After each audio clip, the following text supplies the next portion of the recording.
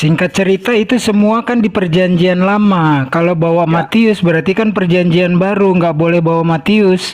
Karena kan itu kitab Taurat Musa, kitab Nabi-Nabi dan kitab Mazmur kan perjanjian lama. Tapi jangan lupa, Nabi Yunus itu diceritakan dalam Matius, kan perjanjian baru, bukan dari perkataan Yesus.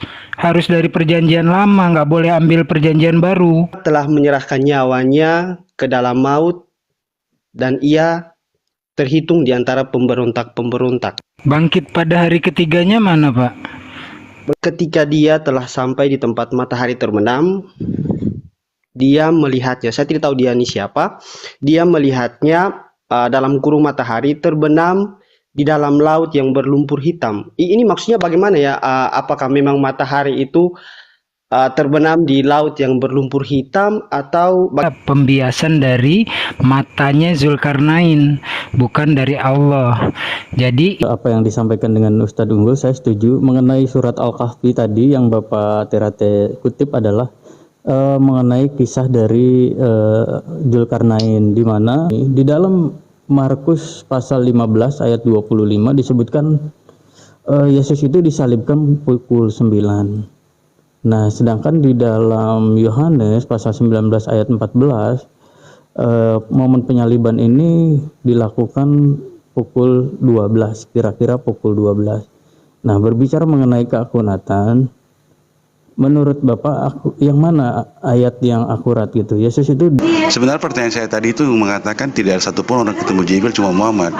Itu menegaskan bahwa 3 kitab ini tidak pernah ditemui oleh Jibril.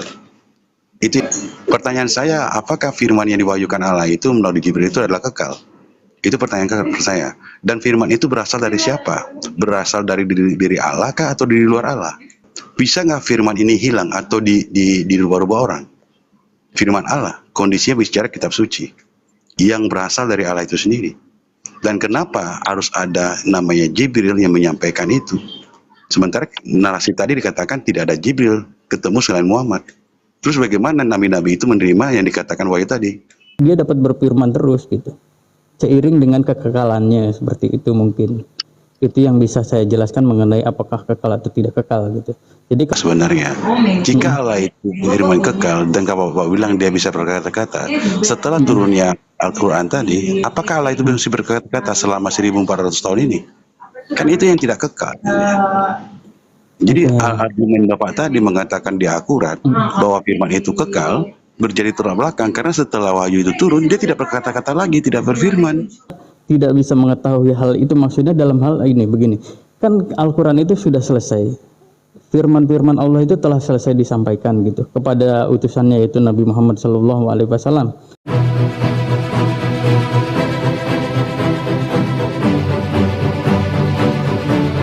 Masa ini apa namanya Zakaria di dalam Al-Quran dikatakan seperti itu ya. Jadi kalau seandainya dikatakan Maryam ini bersaudara dengan Harun itu kurang pas gitu. Secara apa kata ukhta itu bisa dimaknai dengan sebagai keturunan dari Harun, seperti itu mungkin. Nah, ini mungkin kalau boleh sedikit waktu saya lagi untuk menanggapi yang tadi ya mengenai Matius dan Markus. Saya lihat di sini kan Matius 20 pasal 20 dan Markus pasal 10 ini bahkan di dalam aplikasi pun disebut sebagai ayat yang memiliki link ya. Jadi memiliki korelasi kesamaan gitu. Nah, tadi Bapak menjawab ini adalah momen yang berbeda. Sedangkan kalau saya baca tag by tag ini adalah momen yang sama, dilalanya orang butanya yang satu disebutkan 2 orang, yang satu lagi 1 orang gitu. Menurut saya ini suatu bentuk ketidakakuratan informasi karena di dalam Matius disebutkan 2 orang buta, sedangkan di dalam Markus disebutkan hanya ada 1 orang buta. Karena kita berbicara mengenai keakuratan kitab suci, saya masih tetap fokus di ini ya, apa namanya, hal-hal yang terkait dengan keakuratan. Mungkin itu dari saya, apabila nanti kurang berkenan nanti saya perkuat lagi jawaban saya. Ya, terima kasih. Oke ya, waktu sudah ada. Begini ya, sudah sama-sama menjawab ya, sudah sama-sama menjawab. Saya rasa kalau nanti itu harus ditanggapi, itu nggak akan Ya, betul. selesai. Terlalu Jadi lama. kalau sudah sama-sama menjawab, biarkan netizen yang menilai. Kita nggak usah penasaran kenapa pertanyaan saya belum dijawab dan sebagainya. Sekarang kalau bisa saya sarankan, buat topik baru, pertanyaan baru. Gimana kira-kira, setuju nggak? Boleh, Boleh, Pak. biar Saya biar juga move on. betul. Saya juga nggak mau terlalu dominan di sini. Ada Iya. Pak Ananias juga, berikan kesempatan terhadap beliau dan Ustadz Unggul juga, Pak. Ya. Nah, sekarang Tapi tadi temanya Kristen, bersama. ya, nggak, temanya silakan saja Pak. Ini, tapi dia muaranya ya, fokusnya adalah tentang untuk membuktikan keakuratan daripada kitab suci. Pertanyaan boleh bermacam-macam, tetapi motifnya senantiasa untuk membuktikan kitab suci itu akurat atau tidak. Benar Pak ya? Nah, sekarang tadi Kristen sudah, sekarang Islam akan bertanya, saya beri waktu 1 menit ya. Benar Pak? Setuju ya? Iya, silakan Mas Ananias atau Ustadz Unggul, silakan. Bentar, saya riset dulu waktunya. Tuh, udah kosong-kosong. Saya beri waktu. Aduh. Kok gini-gini waktu saya nih? Oke, ya gini. Karena, sorry ya. Mohon bersabar karena ya maklum lah. Nah, sekarang itu sudah ya. Saya beri waktu 1 menit untuk Islam bertanya. Begitu berbicara, saya tutup waktunya. Saya bisa apa ada Mas Ananias mau nanya duluan? 1 menit. Oke. Lukas 24 44 sampai 46. Saya ringkas ya biar mempercepat 1 menit soalnya. Sebab ada tertulis, Mesias akan menderita, mati dan bangkit pada hari ketiga. Tertulisnya di Kitab Taurat Musa, Kitab Nabi-Nabi, dan Kitab Mazmur. Di manakah ada tertulis seperti itu? Sebab ketika Yesus dicobai oleh iblis, iblis kan menyuruh menjatuhkan diri tuh. Nah, terus dikatakan iblis, sebab ada tertulis bahwa malaikat-malaikat Allah akan menatang engkau sehingga kakimu tidak terantuk batu. Ada itu ketika dibuktikan.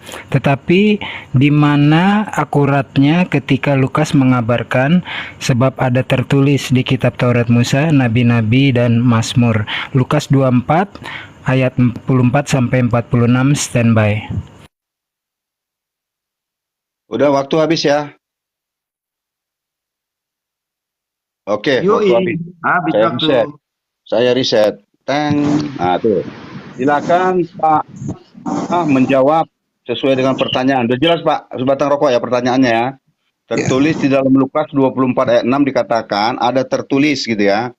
Oleh karena Lukas 24 ayat 44 sampai 46. Perlu saya bacakan dulu Pak, sebatang rokok.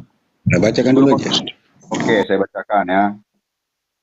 Lukas 24 ayat 44 sampai 46. 24. Ya ini saya bacakan.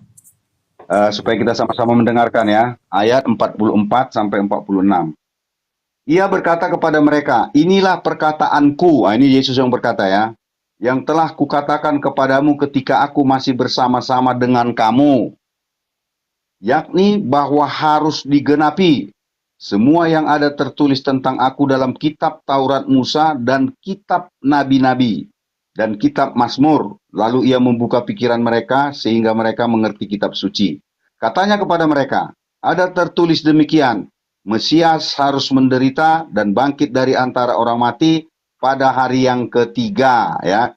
Jadi di sini dijelaskan poinnya bahwa yang tertulis di kitab Taurat Musa dan kitab para nabi bahwa ya Mesias harus mati dan menderita dan bangkit dari hari ketiga. Di mana tertulis itu Pak? Silakan Pak sebatang rokok. Ya, tentang penderitaan Yesus itu dicatat di Yesaya ya, 53 ayat 9 itu jelas, 53 dari 4 sampai 10 juga jelas. Tentang sementara nubuatan 3 hari itu tentang Yunus. Dikatakan di Matius juga. Itu diperjelas dari kitab Yunus, kitab yang saya bicara ya. Bagaimana Yunus itu berada di dalam ikan paus, itu diperjelas Yesus lagi di Matius 12. Seperti itu. Jadi kalau tentang nubuatan itu memang penggenapan dari apa yang telah dinubuatkan oleh para nabi-nabi. Kekristenan menganut paham nubuatan itu harus ada untuk setiap nabinya. Jadi kalau tidak ada nubuatan tidak mungkin muncul nabi. Itulah kenabian yang ada di kekristenan. Tetapi kembali tadi kan saya bilang tadi, pengertian bahwa yang dilakukan Yesus itu adalah menggenapi apa yang tertuang dalam kitab-kitab sebelumnya tentang Yesaya tadi penderitaannya itu boleh dibaca ya. Oke, seperti itu. Jelas ya? Jadi kemana aja buruk. Ya, sebenarnya sih ya saya kalau Bapak baca itu nggak ada Mesias menderita, mati dan bangkit pada hari ketiga. Kemudian Bapak tarik Matius, itu kan sudah perjanjian baru. Yang kata Yesus kan ada tertulis di kitab Musa, kitab nabi-nabi dan kitab Mazmur. Nggak ada, Pak. Oke, lanjut, standby. Nah, diteruskan waktunya tuh, Bang Rizal atau Bang Ananias. Mas Ananias, mungkin saya udah cukup berbicara banyak tadi supaya kebagian Sudah semua. menjawab ya tentang penderitaannya itu Yesaya, ya kan, Yesaya 53, 54 ada di situ tertulis. Sementara untuk Yunus tadi di Matius 12 ayat. Boleh tolong dibacakan nggak Pak Yesaya 53 54-nya?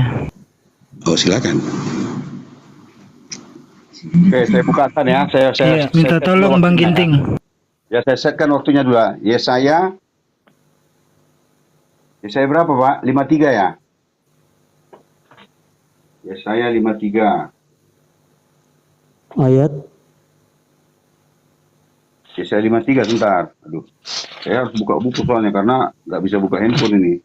boleh saya bantu? Saya 53 ayat berapa, Pak? Ya. Di ayat berapa, Pak, sebatang rokok? Ayat 9 ya, 9. 9 ya, saya bacakan. Ayat 9. Oke. Orang menempatkan kuburnya di antara orang-orang fasik, ya. Orang menempatkan kuburnya, dan dalam hatinya ia ada di antara penjahat-penjahat. Sekalipun ia tidak berbuat kekerasan, tapi tipu tidak ada dalam mulutnya. Oke ya. Di sini dijelaskan mati. Tapi bangkit hari ketiga di mana, Pak? Tertulis dalam Matius 12. Nah, maksudnya gini. Ini supaya nanti saya kan meluruskan ya. Dia bangkit pada hari ketiga, nubuatannya di mana tertulis di dalam perjanjian lama. Baca dulu Pak Matiusnya Pak, biar jelas. Oke. Matius berapa? 12. Matius 12. Bentar.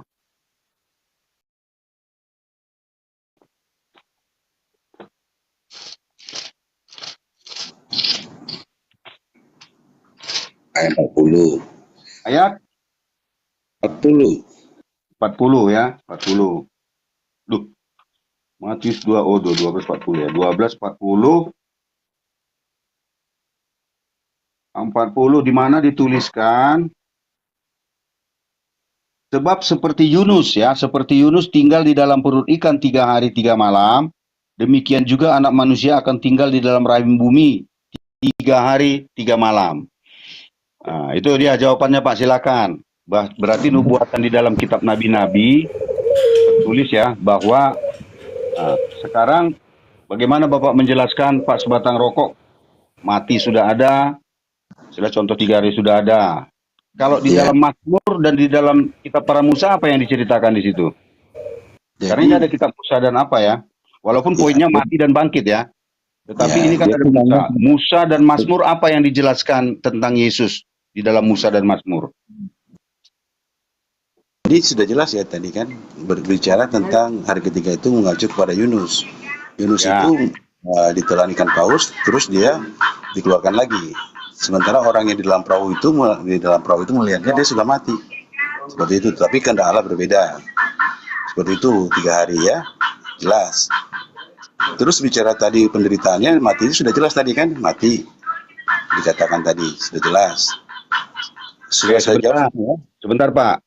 Tentang kematian sudah dijelaskan melalui kitab Yesaya dan apa tadi Yunus ya. Tentang penderitaannya yang berhubungan dengan Mazmur dan kitab Musa, itu yang harus Bapak jelaskan. Dia nggak mengacu ke Mazmurnya mana, kan dia nggak ada tanya. Boleh menanggapi nggak Bang Ginting? Oh, silakan. Loh, kalau nanggapin ini akhirnya nggak ada guna timer dong. Ya, begini, biar saya luruskan, saya bantu ya. Di situ kan dijelaskan dia akan menderita, mati, dan bangkit pada hari ketiga. Ini poinnya kan. Dan itu tertulis ya, tentang penderitaan, kematian, dan kebangkitannya itu tertulis di dalam Mazmur.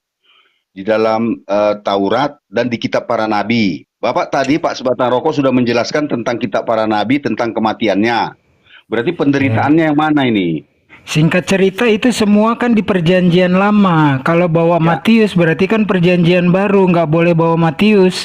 Karena kan itu kitab Taurat Musa, kitab Nabi-Nabi dan kitab Mazmur kan perjanjian lama yang dikatakan Yesus. Tadi Yesaya tidak mengatakan bangkit pada hari ketiga. Bahkan yang di Yunus juga tanda Yunus, itu kan Yunus tidak mati ketika dilempar dari kapal. Kemudian masuk ke dalam perut ikan tidak mati, dikeluarkan juga tidak mati, malah tidak mati Yunus. Tapi intinya harus dari perjanjian lama. Nah, gini, supaya jangan kesana kemari saya luruskan ya. Kan ada tiga kitab yang disebutkan ya. Ada 3 poin yang menyebutkan tentang Yesus. 1, kitab para nabi. Kitab para nabi ada, yaitu Nabi Yunus dan Nabi Yeremia yang disampaikan dari Sebatang Rokok. Itu menceritakan tentang kematian, dan korelasinya Yesus mengatakan kematiannya berhubungan dengan Yunus, gitu, nubuatannya ada 3 harinya kan. Nah, sekarang penderitaannya itu bisa nggak dijelaskan di mana dia menderita, tertulis dalam Mazmur, ya kan? Kemudian apa yang hubungannya dengan Musa? Saya rasa itu Sebatang Rokok yang harus menjelaskan. Tapi jangan lupa Nabi Yunus itu diceritakan dalam Matius, kan perjanjian baru, bukan dari perkataan Yesus. Harus dari perjanjian lama, nggak boleh ambil perjanjian baru. Pak, maksudnya begini, Yesus menjelaskan kitab para nabi tentang kematiannya tertulis di dalam Yunus. Itu loh maksud Sebatang Rokok tadi kalau nggak salah. Dia menjelaskan tentang kematianku yang 3 hari itu. Dia Coba baca menjelaskan, kitab tetapi salah. Yesus berkata itu kan di perjanjian lama, Taurat, kitab Nabi-Nabi dan Mazmur. Dilarikan ke Matius, itu kan perjanjian baru kalau Matius. Pak, begini maksudnya Pak, di Matius itu menjelaskan Yesus tentang ada tertulisnya di dalam perjanjian lama. Itu yang dijelaskan Sebatang Rokok tadi tentang kitab para nabi yang bernama Yunus. Itu loh. Jadi bukan, Iya kan nggak ada kitab Nabi-Nabi, mana kitab Nabi-Nabi, kitab Yunus nggak ada. Yang ada kan kitab Matius tadi kan. enggak Pak, Itu begini, bahkan tidak mati loh. Yunus tidak pernah mati loh Pak. Bentar ya. Biar saya coba jelaskan ya Pak soal ini. Memang saya Siapa paham ini? untuk Enggak, ini Terate, siapa? sorry, Pak. Terate Timur. Mungkin Oke, mohon silakan. maaf, Ya, saya mungkin apa waktunya ya, ketuknya. langsung Ini ke ada ayatnya aja kali 45 Pak. menit lagi tuh Pak. Pak, ini langsung ke Terate, ayatnya. Oke. Ya. 45 detik Jadi kalau Bapak kita gunakan bicara untuk menjawab ya. Ya, kita berbicara tentang kematian, tentang ini semua itu sudah dinubuatkan, ibarat dinubuatkan di kitab perjanjian lama. Salah satunya ada di Yesaya 53 ayat 12. Sebab itu, ya saya langsung baca ya, sebab itu soalnya saya pegang Alkitab. Sebab itu aku akan membagikan kepadanya orang-orang besar sebagai rampasan, dan dia akan memperoleh orang-orang kuat sebagai jarahan, yaitu sebagai ganti karena ia telah menyerahkan nyawanya. Ingat, ia telah menyerahkan nyawanya di sini. Yesus menyerahkan nyawanya, maksudnya nubuat ya. Ia telah menyerahkan nyawanya ke dalam maut, dan karena ia terhitung di antara pemberontak-pemberontak, sekalipun ia menanggung dosa banyak orang. Habis waktu. Ya. Habis waktu. Sampai di situ. Nggak apa-apa, jelaskan sedikit nggak apa-apa Pak, biarin biar kepotong dia, kasihan. Lanjut Bang Terate. Silakan Pak Ternate, waktu Tapi tidak saya jangan jawab. kelamaan ya. Ini extra time aja nih. Saya beri waktu 15 detik ya. Udah cukup ya, itu. Tadi kan abang-abang mereka kan bertanya di mana ayatnya yang apa namanya, nubuat yang tertulis di kitab perjanjian lama tentang apa namanya, penderitaan Yesus, tentang kematian Yesus seperti itu. Jadi ini saya membaca ayat di perjanjian lama di Yesaya itu yang tadi bunyinya seperti ini. Ia telah menyerahkan nyawanya ke dalam maut, dan ia terhitung di antara pemberontak-pemberontak. Jadi mungkin dari sini kita bisa apa namanya? Kita bisa pahami bahwa di kitab perjanjian lama itu sudah ditulis tentang apa ini? Penderitaan Yesus seperti itu. Karena di sini ditulis bahwa ia menyerahkan nyawanya ke dalam maut, dan karena ia terhitung di antara pemberontak-pemberontak. Bangkit pada hari ketiganya mana Pak? Bagaimana Pak? Dikatakan bahwa Mesias akan menderita, tadi boleh lah ya, menderitanya ada, mati ada, dan bangkit pada hari ketiga. Kan tidak ada di situ, di dalam Yesaya tidak ada bangkit pada hari ketiga.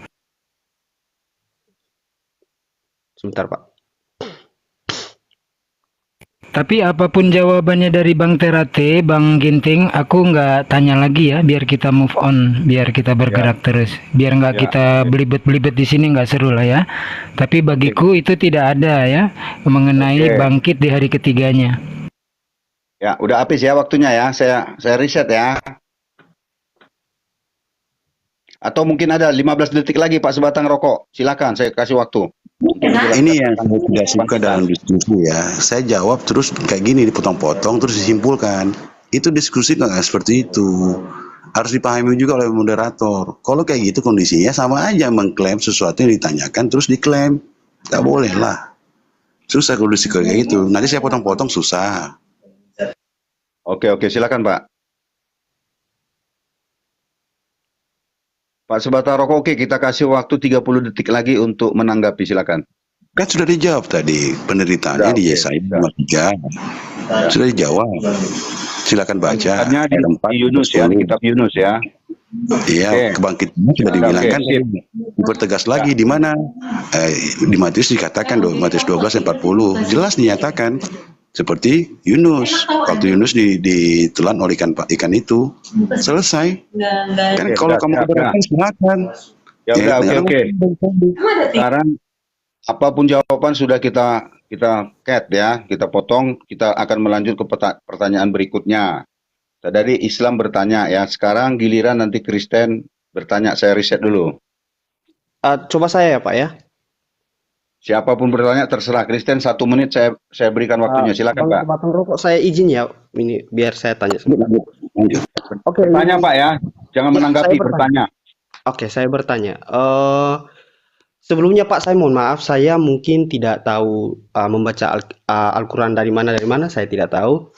Tapi kita semua di sini tahu bahwa mungkin saudara-saudara di sebelah, saudara-saudara beragama Muslim juga tahu bahwa Al-Quran adalah katanya sih ya, kitab yang paling sempurna. Jadi kita sesuai dengan tema, saya minta tolong bacakan surah Al-Kahf ayat 86 bersama dengan artinya ya, soal itu. Soalnya saya masih bingung di ayat sini. Mohon maaf, saya baca terjemahannya saja ya. Hingga ketika dia telah sampai di tempat matahari terbenam, dia melihatnya. Saya tidak tahu dia ini siapa. Dia melihatnya dalam kurung matahari terbenam di dalam laut yang berlumpur hitam. Ini maksudnya bagaimana ya? Apakah memang matahari itu terbenam di laut yang berlumpur hitam atau bagaimana ya Pak? Soalnya saya belum pernah dengar seperti ini. Mungkin bisa dijawab. Oke, waktu habis. Ya, aku aja 30 detik ya. Nanti disambung. Kita 3 menit kan disambung oleh Bang Rizal. Ya, silakan. Jadi kalau dalam terjemahannya saja sebenarnya itu sudah jelas ya. Tapi kalau kita mengerti membaca Al-Quran, itu rujukannya dia adalah Zulkarnain. Nah, jadi yang digambarkan di situ delusion ya, eye delusion, pembiasan dari matanya Zulkarnain, bukan dari Allah. Jadi itu seolah-olah dia melihat laut itu seperti lumpur hitam. Jadi bukan matahari tenggelam di lumpur yang hitam, dicari di mana lumpur hitam. Penjelasannya hanya sesingkat itu. Mau diputar kemanapun itu adalah pandangan dari Zulkarnain yang merasa matahari seolah-olah tenggelam di laut sebenarnya ya. Maksudnya kayak kita nonton di pantai sunset gitu. Tapi bukan di benar-benar dalam artian seolah-olah penglihatan itu masuk ke dalam lumpur hitam. Lanjut Bang Rizal, standby. Iya, baik, terima kasih Ustadz Unggul. Pak Terate, terima kasih atas pertanyaannya. Iya, betul, menurut apa yang disampaikan dengan Ustadz Unggul, saya setuju. Mengenai surat Al-Kahfi tadi yang Bapak Terate kutip adalah mengenai kisah dari Zulkarnain, di mana Zulkarnain ini dikatakan dia itu ke tempat Saya lupa di ujung paling barat kalau tidak salah ya. Kalau tidak salah ingat. Tapi yang paling jelas adalah bahwasanya dia itu ayat ini berbicara mengenai sudut pandangnya Zulkarnain. Jadi tempat itu ia mendapati matahari itu tenggelam di laut yang berlumpur hitam. Jadi seolah-olah tampak seperti itu gitu dalam pandangannya Zulkarnain. Ya, jadi dia itu datang kepada suatu tempat. Saya lupa apa, kalau tidak salah ini adalah tempat yang paling barat gitu, kalau tidak salah. Tempat yang paling barat. Jadi dia ini kan pergi ke ujung yang paling barat kalau tidak salah seperti itu. Mungkin dari saya jawabannya seperti itu, sama tidak jauh berbeda dengan Ustadz Unggul. Cuman yang jelas ini berbicara mengenai sudut pandangnya Zulkarnain. Seperti itu Pak, terima kasih. Iya, tambahan sedikit ya, Itu masih Pak ada nih. Ananias ke lempar katanya. Oh ya, naik lagi Bang Ananias. Tambahan sedikit ya, kalau umat Islam itu yang tidak bisa berbahasa Arab melihat terjemah, lalu dipandu juga kepada tafsir. Nah, jadi kita punya standar. Saya tadi tidak mengasumsi, Bang Rizal juga tidak mengasumsi. Semua tafsir-tafsir mengatakan seperti itu dari sudut pandangnya Zulkarnain, bukan mengatakan Allah menenggelamkan matahari di lumpur hitam. Standby. Iya, Oke. maksud saya begini, Bentar, jangan ditanggap. oh ya, Ternyata yang sorry. sudah ditanggapi, biar aja jawabannya apa terserah ya. Habis waktu ya. Oke, habis waktu. Saya reset. Nah, sekarang kita masuk ke pertanyaan berikutnya. Islam bertanya, Kristen menjawab. Apapun nanti jawabannya kita terima aja. Silakan. Baik, itu Pak sebentar mungkin Pak Ananias, Pak Amir boleh dibantu naik. Tadi beliau belum kesempatan nanya.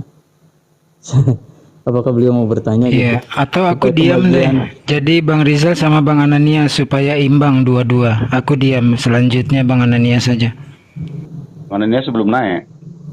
Oke. Belum. Ya udah, nggak apa-apa sambil nunggu naik Bang Rizal aja pertanyaan biar bergulir terus. Oke. Oke, siap. Mungkin ini ya Pak Terate, mohon izin Pak sebatang rokok juga.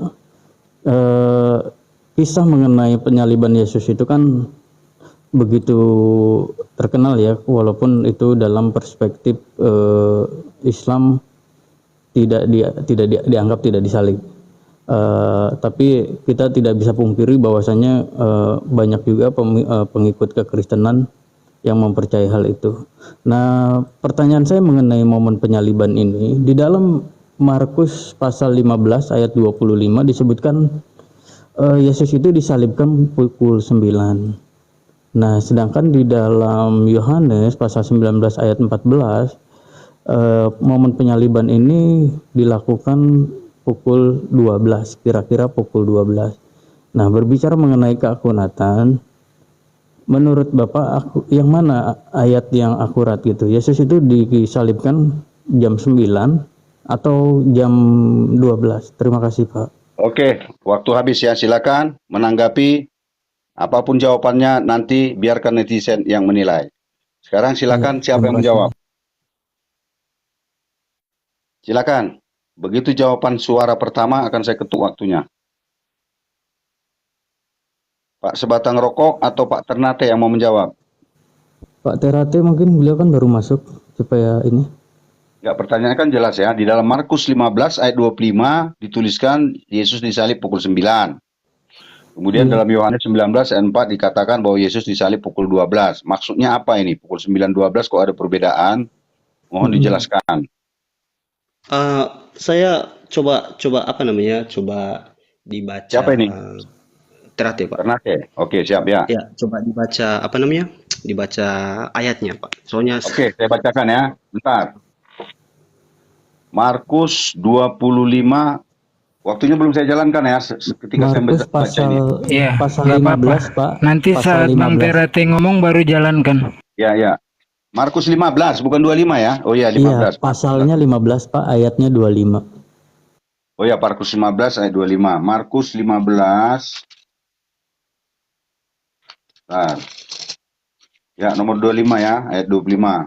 Saya bacakan. Dituliskan di sini. Hari jam 9 ketika ia disalibkan. Itu kalimat singkat ya, pendek ya. Ia ini merujuk kepada Yesus ya. Markus 15 ayat 25 15-25 mengatakan di sini jam 9 ya. Sekarang saya baca di dalam Yohanes 19 ayat 14.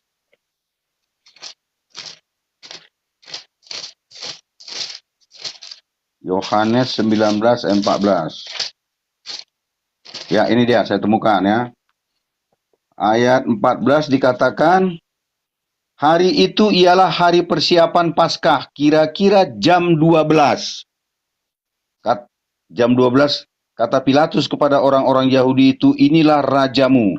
Ini kan belum ada disalibkan ini Pak, 19 apa ini? Masih diserahkan. Pak apa? Pak tadi yang bertanya gimana? Ke 15 Pak lebih jelasnya sih Pak. Itu kan tadi Pak, jamnya ya 15 Pak ya. Maka berteriaklah iya, mereka, enyahkan dia, salibkan dia. Kata Pilatus kepada mereka, haruskah aku menyalibkan rajamu? Jawab imam-imam kepala, kami tidak mempunyai raja selain pada Kaisar. Ini juga belum penyaliban Pak. Lihat Pak, akhirnya Pilatus menyerahkan Yesus kepada mereka untuk disalibkan Pak. Jam 12 ya? Betul. Berarti belum disalib Kalau juga di- jam 12 kan? Betul. Kalau di Markus itu jam 9 ketika ia disalibkan Pak. Oke. Jadi kira-kira pertanyaannya kenapa jam 12 belum disalib kan gitu kan? Sementara di Yang ayat. betul jam 9 atau jam 12 mungkin kira-kira gitu Pak pertanyaan. Oke lah, ya silakan. Pak siapa yang mau menjawab? Pak Sebatang Rokok atau Pak Ternate? Nggak apa-apa kalau Pak Terate mau baca langsung ayatnya dulu, waktunya tidak harus langsung di itu. Nanti pada Oke, saat begitu. menjawab saja. Ya, saya menjawab akan saya apakan. Karena harus dibaca dulu kan secara sesama ayatnya.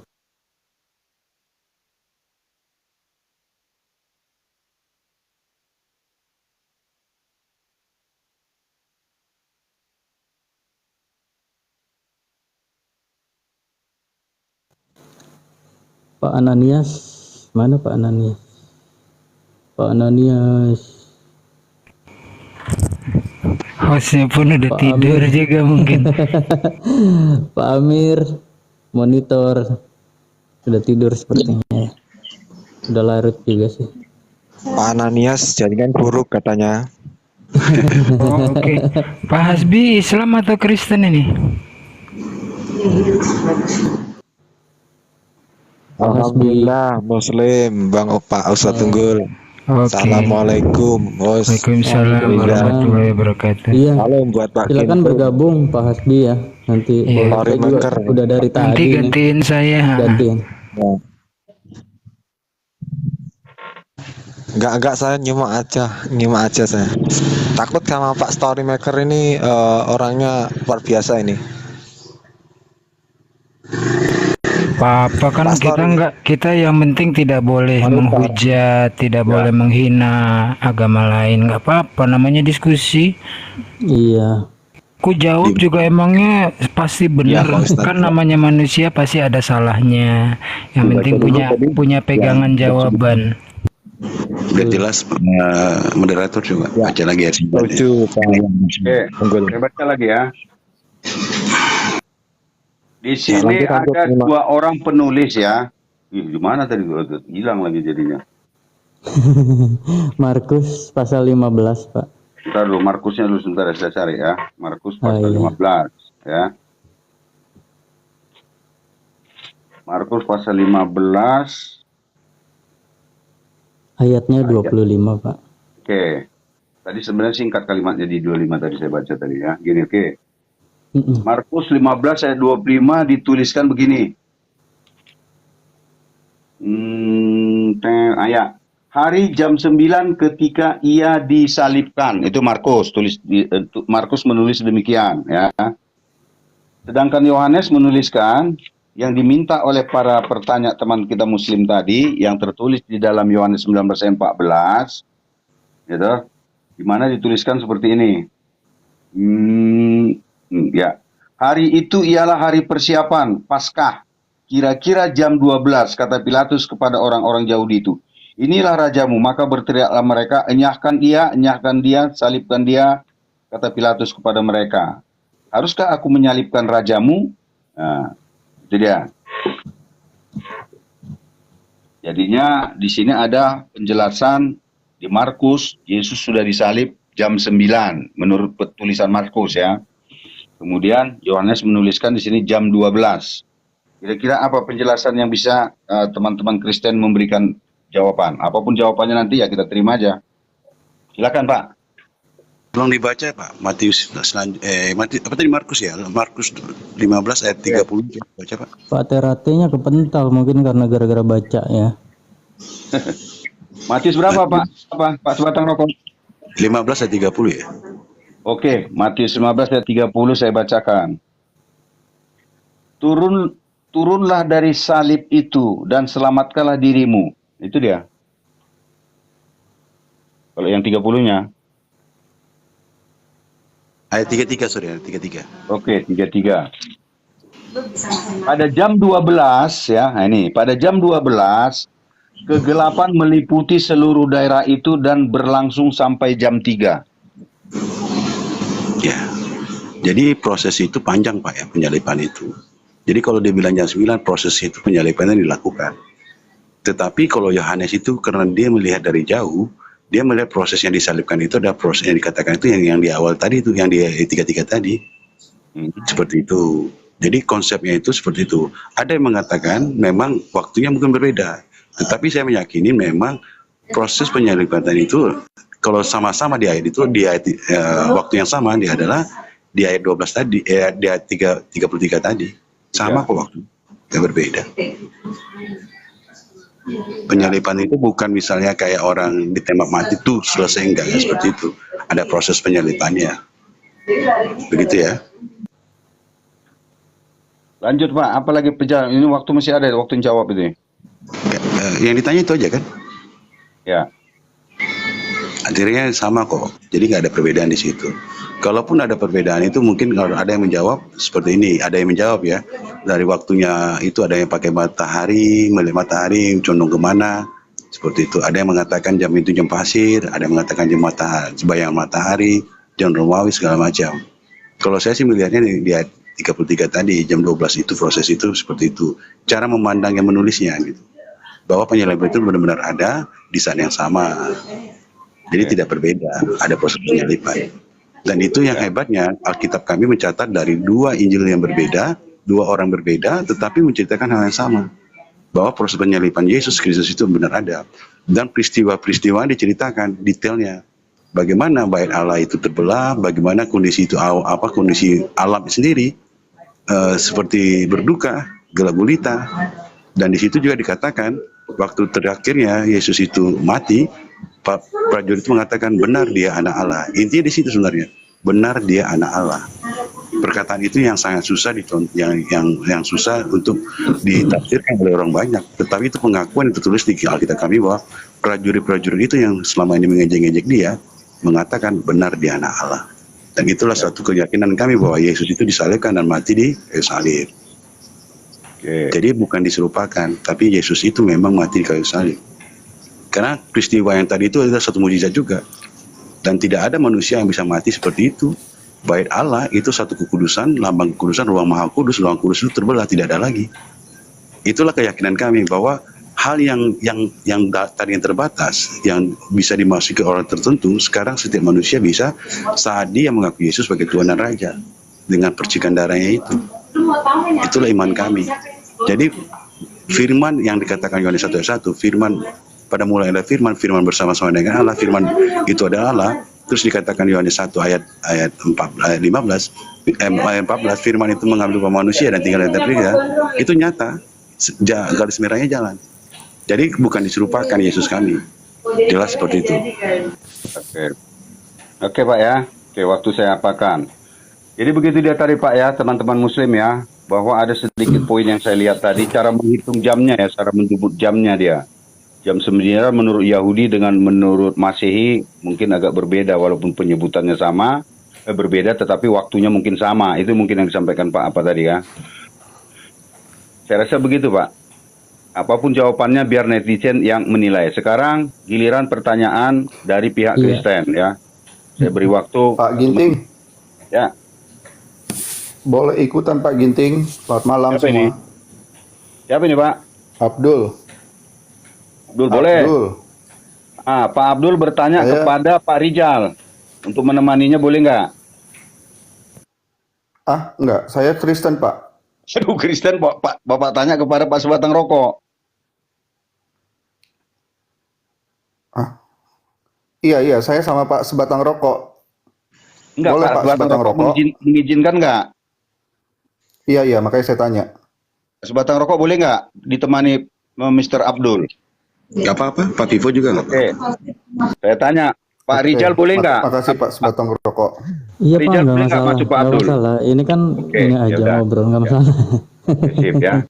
Jadinya apapun jawabannya puas atau tidak puas, biarkan netizen yang menjawab ya. Apakah pertanyaan itu benar, ngawur atau Baik. bagaimana, biar aja lah ya. Ya Pak ya. Oke.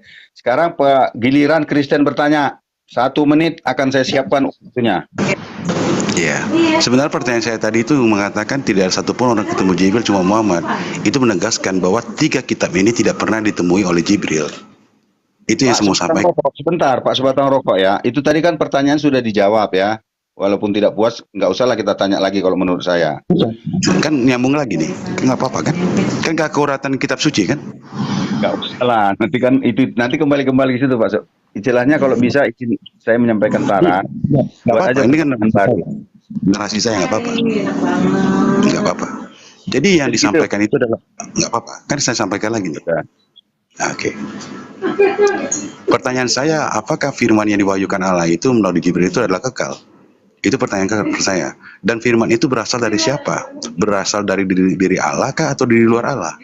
Firman itu yang disampaikan itu dikatakan kitab suci itu kekal. Itu pertanyaannya, apakah kekal tidak kekal? Kedua, dia berasal dalam diri Allah atau di luar diri Allah? Yang ketiga, bisa nggak firman ini hilang atau dirubah-rubah orang? Firman Allah, kondisinya bicara kitab suci yang berasal dari Allah itu sendiri. Dan kenapa harus ada namanya Jibril yang menyampaikan itu? Sementara narasi tadi dikatakan tidak ada Jibril ketemu selain Muhammad. Terus bagaimana nabi-nabi itu menerima yang dikatakan wahyu tadi? Sehingga ada dikatakan di rukun iman ketiga percaya kepada kitab suci tadi. Silakan. Oke ya. Jadi saya sederhanakan ya. Ternyata Pak Sebatang Rokok bukan menanyakan siapa saksi ya. Pertanyaannya apakah firman itu kekal atau tidak? Apakah firman itu berasal dari luar? Pak Rijal udah menangkap ya pertanyaannya. Bukan saksi yang ditanyakan ya. Karena saksi sudah Iya, dijawab tadi. siap. Tentang kekal, apakah firman itu kekal? Apakah firman itu dari luar Allah atau bagaimana? Silakan Pak, jawab. Sabarlah, saya riset dulu waktunya. Jangan jawab lagi tentang saksi ada atau tidak Pak ya, Pak Rijal ya. Siap. Karena tadi udah dijawab itu masalahnya. Sekarang firman Iya. itu kekal atau tidak dan berasal dari mana, itu aja. Baik. Kan? Iya. Iya, ini kan berbicara mengenai firman Allah ya. Tadi yang dipertanyakan supaya tidak ambigu, saya harus menjelaskan dulu bahwasanya firman Allah itu berarti adalah kalamullah. Kalamullah itu berarti adalah ucapan Allah. Dan Allah itu memiliki sifat yang mana sifatnya adalah berkalam atau berkata-kata atau berfirman. Nah, ini adalah sesuatu yang melekat pada diri Allah gitu. Jadi bukan entitas lain. Itu yang dipahami dalam Islam ya Pak ya, seperti itu. Kemudian ditanyakan apakah firman Allah itu kekal atau tidak. Nah, kita perlu tahu dulu yang dimaksud dengan pertanyaan firman Allah kekal atau tidak ini dalam bentuk apa gitulah. Nah, saya khawatir misalnya begini, yang dimaksud adalah Al-Quran misalnya dalam bentuk textbook atau kitab suci Al-Quran. Kita tentu tahu ya, namanya kitab suci itu kan walaupun istilahnya itu kitab suci, tapi kalau bentuknya adalah sebuah buku, tentu tidak bisa kekal gitu. Nah, kita kemudian kembali lagi kepada firman Allah itu kekal atau tidak. Karena saya sampaikan bahwasanya firman Allah itu adalah sesuatu yang melekat pada diri Allah, yaitu sifat yang Allah miliki. Tentunya sepanjang Allah itu ada selama-lamanya gitu kan. Allah tentu terus dapat berfirman seperti itu. Nah, jadi kekekalan itu sendiri adalah karena Allahnya lah yang maha kekal gitu. Jadi misalkan saya ditanyakan, apakah saya dapat berkata-kata selamanya gitu? Ya, sepanjang saya hidup dan saya tidak mengalami kebisuan, saya masih bisa berkata-kata. Nah, apabila itu ditanyakan kepada sosok ilahi, yaitu Allah Subhanahu wa Ta'ala, yang mana ianya adalah kekal dan ia bisa berfirman selama-lamanya gitu. Nah, tentunya dia dapat berfirman terus gitu. Seiring dengan kekekalannya seperti itu mungkin. Itu yang bisa saya jelaskan mengenai apakah kekal atau tidak kekal gitu. Jadi kalau yang ditanyakan adalah bentuknya bukunya, tentu kita sama-sama tahu yang namanya buku itu kan tidak abadi. Tetapi apakah Allah bisa selalu berfirman? Tentu, karena Allah Maha Kekal. Mungkin itu yang bisa saya tanyakan, jawabkan mengenai pertanyaan ini. Boleh di pause dulu, barangkali ada pertanyaan saya Bapak yang terlewat, saya takutnya tadi ini. Apakah ada lagi yang selain itu? Saya pause. Waktunya saya pause. Jadi itu yang mau saya tarik Pak sebenarnya. Jika Allah itu firman kekal dan kalau Bapak bilang dia bisa berkata-kata, setelah turunnya Al-Quran tadi, apakah Allah itu masih berkata-kata selama 1400 tahun ini? Kan itu yang tidak kekal. Jadi argumen Bapak tadi mengatakan dia akurat bahwa firman itu kekal berjadi tolak belakang karena setelah wahyu itu turun dia tidak berkata-kata lagi, tidak berfirman. Oke, terima kasih, akan saya tanggapi Pak. Terima kasih. Baik, terima kasih Pak Ginting, saya akan mulai lagi. Iya, berbicara baik. Waktu saya ketuk. Iya, berbicara mengenai apakah Allah itu kemudian diidentifikasikan dapat berkata-kata lagi atau tidak, tentunya kan kita tidak bisa mengetahui hal itu. Maksudnya dalam hal ini begini, kan Al-Quran itu sudah selesai, firman-firman Allah itu telah selesai disampaikan gitu kepada utusannya yaitu Nabi Muhammad SAW, dan itu tidak akan ada lagi kitab suci selanjutnya gitu kan. Nah, bagaimana kita bisa mengetahui apakah Allah itu kemudian nantinya masih berfirman atau tidak? Ya itu kan kita akan temui itu setelah kita mengalami fase selanjutnya setelah masa kehidupan ini gitu loh. Kalau misalkan harus dibuktikan dengan secara kitab suci, tentu berarti harus ada kitab suci baru dong yang membuktikan bahwasanya Allah itu berfirman lagi. Kan tidak seperti itu. Ini bisa saya komparasikan, mungkin saya minta kelebihan waktu sedikit. Ini bisa saya komparasikan dengan Torah misalkan gitu. Apakah lantas kemudian Tuhan di dalam keyahudian itu bisa kita katakan tidak berfirman lagi mengingat tidak ada Torah-Torah berikutnya? Kan begitu. Mungkin ini sedikit analogi saja supaya lebih mudah dipahami ya, bukan untuk ini, supaya lebih mudah dipahami saja. Jadi tidak adanya Torah-Torah yang baru misalkan ya, Torah 2, Torah 3 gitu, bukan berarti Tuhan dalam perspektif Yahudi itu tidak berfirman lagi gitu loh Pak. Begitupun di dalam perspektif Islam. Mungkin seperti itu supaya tidak terlalu lama, mohon maaf. Oke, ya terima kasih Pak. Ya udah ya, apapun jawabannya itulah dia. Baik, sekarang kita beri waktu bertanya Islam. Izin Bang Ginting, mohon maaf saya udah mulai ngantuk, terus besok harus pagi-pagi berangkat. Jadi Bang Amir masih monitor nggak Bang Amir? Nah, di bawah ada Bang Ali tuh, barangkali mau naik. Jadi saya mohon maaf ya karena ini dari sisi Islam sudah menjawab pertanyaan Bang Sebatang Rokok tadi. Saya mohon pamit. Terima kasih Bang Amir, Bang Rizal, Bang Ginting, Bang Abdul, Bang Sebatang Rokok, Opung Pipo, Bang Asbi dan semuanya ya. Saya mohon maaf bila ada kata-kata saya yang salah atau kurang berkenan ya. Wassalamualaikum warahmatullahi wabarakatuh. Oke, terima kasih. Waalaikumsalam warahmatullahi wabarakatuh. Silakan. Ya, Pak Unggul sudah turun. Sekarang ada yang mau naik lagi? Barangkali apa mau bertanya Pak Hasbi? Ya, ini giliran Muslim bertanya Bang ya. Ya, Islam bertanya. Betul. Oke, maaf Bang ya, Bang Rizal izin ya Bang Rizal ya. Ya izin. Makasih Pak Ginting ya, Pak Ginting moderatornya. Gini, pertanyaan saya begini Pak Sebatang Rokok ya, Sebatang Rokok atau teman-teman Muslim, teman-teman Kristen yang lain. Ada gini kan ngomongin pembahasannya keakuratan kitab suci ya, keakuratan kitab suci. Dikatakan suci itu menurut di Alkitab itu apakah ada klaim-klaim dari Tuhan atau jaminan-jaminan dari Tuhan yang mengatakan dia menurunkan kitab Bible gitu, seperti Al-Quran mengatakan inna nahnu nazzalna dzikra wa inna lahu hafidun, itu kan inna nahnu nazzalna, sesungguhnya aku yang telah menurunkan Al-Quran ini dan aku juga yang akan menjaganya. Apakah ada di Bible seperti yang Al-Quran narasikan seperti ini? Tuhan yang menurunkan dan Tuhan juga yang menjaganya. apakah ada firman-firman Tuhan dalam Bible itu Tuhan menurunkan Bible dan Tuhan juga yang menjaganya kekekalan Bible ini. Itu, Pak, jawabannya. Pertanyaan saya itu, Pak. Mungkin Ya, bisa pertanyaannya jelas ya. Apakah ada tertulis secara eksplisit ya di mana kalimatnya seperti itu tadi? Akulah yang menurunkannya dan aku yang menjaganya di dalam Alkitab. Karena di dalam Al-Quran mungkin ada ya, aku yang menurunkannya dan aku memeliharanya. Mungkin dalam apa ya, Al-Hijr ya. Nah, sekarang silakan Pak Sebatang Rokok atau Mr. Abdul. Oke, Mungkin saya jawab. Sebatang Rokok dulu ya. Oke, saya jawab ya. Jadi perjanjian lama itu berisikan tentang nubuatan. Ingat bahasa saya, nubuatan. Perjanjian baru itu menggenapi apa yang dibuatkan. Jadi bukan lagi menjaganya, bahkan menggenapi. Itulah kitab Injil kami. Perjanjian lama itu menubuatkan, digenapin. Sekarang perjanjian baru, ada perjanjian baru. Itu akan digenapin. Dan Allah itu sendiri menjaganya. Karena apa? Karena Allah sendiri yang mengilhami penulis-penulisnya menuliskan kitab itu. Jadi yang paling penting diri adalah menggenapi. Nubuatan-nubuatan itu digenapi. Maka dikatakan di Ulangan 18 itu akan ada muncul nabi yang firmannya aku taruh dalam mulutnya dan digenapin.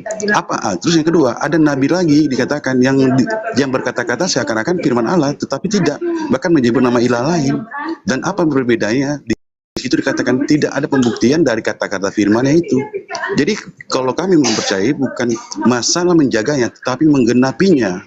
Itu yang harus diperhatikan. Perbedaan kita adalah penggenapan dengan yang menjaga. Silakan kamu percaya itu dijaga. Tetapi iman Kristen adalah menggenapi apa yang diperjanjikan perjanjian lama. Itu Yesus Kristus, Mesia itu, atau nama manusia atau Kristus.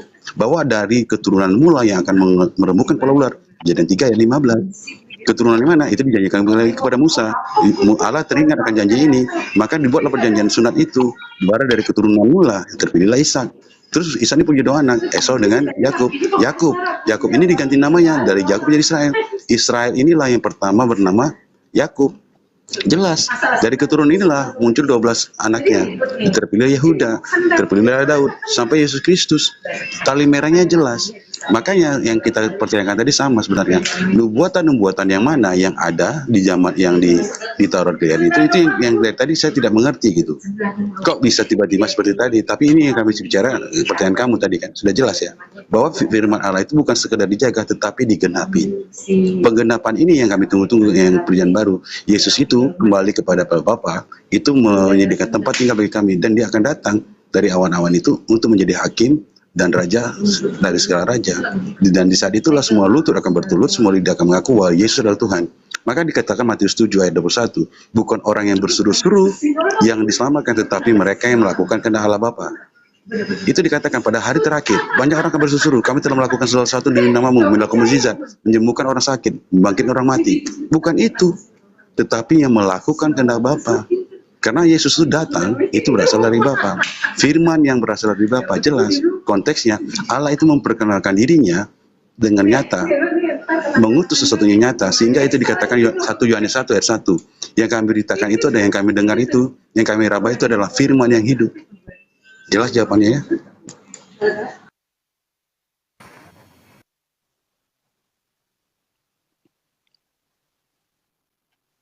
Udah ya, habis waktu ya. Ada yang menambahkan nggak? 10 detik, Udah 9, habis. 8. Oke, udah habis ya. Saya Oke, habis karena tinggal 5 detik lagi. Siap? Ya. Itulah jawabannya. Mau terima atau tidak ya kita maklumi aja lah biar netizen yang menilai. Sekarang pertanyaan Kristen. Kristen bertanya. Itu yang saya bilang. Silakan Pak. Oke. Tapi mohon pertanyaan jangan diulang ya. Yang sudah dijawab jangan ditanyakan lagi. Oke, baik. Karena ini berbicara tentang keakuratan kitab suci, saya mau bertanya. Waktunya dijalanin, Pak Pal.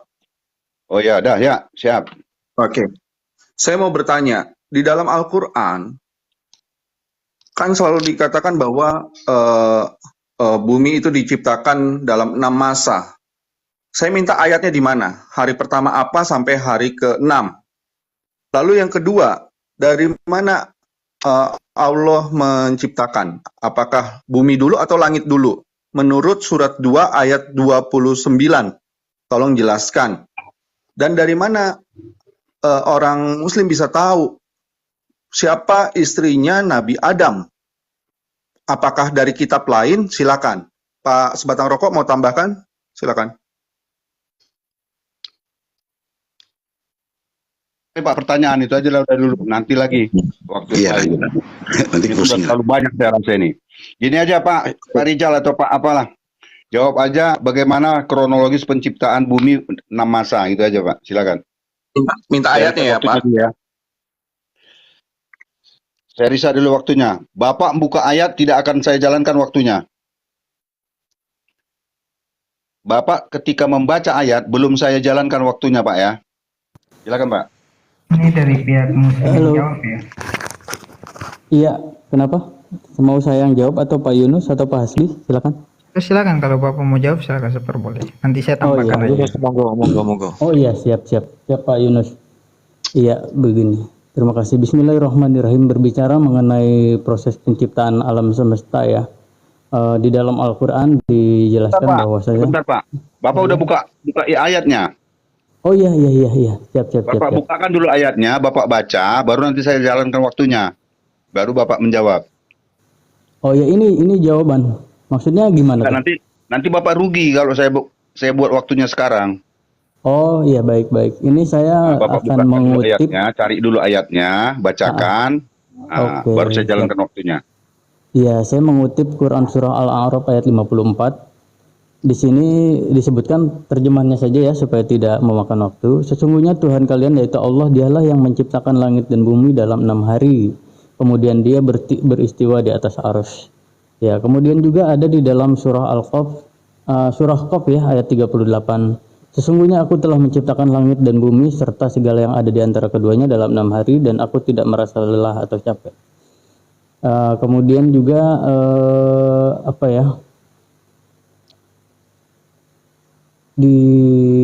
sebentar. Oh ya, terkadang terhadap definisi kata hari ini ya dipahami. Saya sudah baca ya. Sekarang waktu saya jalankan. Baik. Pak, boleh Iya. maaf untuk mempertajam aja Pak. Pak, Maaf ya Pak. silakan. Iya. Waktunya dimatiin dulu Pak. Ya. Maksudnya tadi saya nanya ayat yang menyebutkan tadi kan saya udah bilang 6 hari Pak. Cuman hari pertama apa, hari kedua apa gitu Pak, sampai hari ke-6 Pak. Itu ayat yang saya minta Baik. maaf. Makasih. Baik. Iya, baik. Ya, dalam Al-Quran itu kan tidak disebutkan hari pertama ini disebut sebagai apa gitu ya. Hari pertama itu disebut sebagai apa. Tapi kan di dalam Islam itu kami mengenal hari itu Ahad, Isnain, Sulastain, Arba'in, Khamis, Jumat, Sabtu gitu kan. Nah, tapi berbicara mengenai ayat ini Pak, hari yang dipahami di dalam ayat kitab suci Al-Quran ini bukan seperti hari yang dipahami oleh kita Pak gitu. Begitu Pak.